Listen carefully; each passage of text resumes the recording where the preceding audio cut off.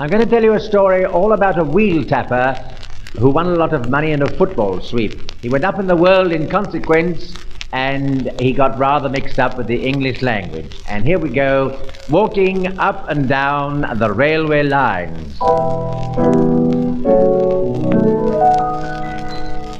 Now I haven't always been dressed up as posh as I am now. As some might say, I'm dressed up to the nines. For 6 months ago I worked quite hard at tapping railway wells and walking up and down the railway lanes. Now the tapping of a railway well is quite a touchy job, and for her rest and change one often pays. But it's not the tapping railway wells that makes one really tired. It's the walking up and down the railway lanes.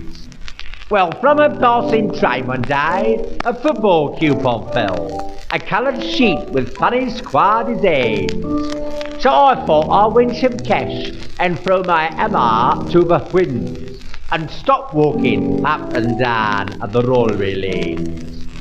Well, I got so interested in the 1, 2, X, and the filling in the 7s and 8s and 9s, that I nearly got the Scotch Express between my shoulder blades, which would have spread me up and down the railway lanes. Now my better half, she never rolled with gambling like this here. If I overspend a florin, she just wins.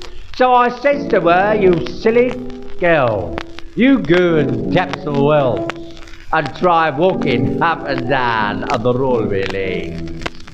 But when I learned one Saturday I'd really won a packet, I does the only thing I just resigns. And I sees the station master and says, you can keep your hammer, and the same applies to all of the railway lanes.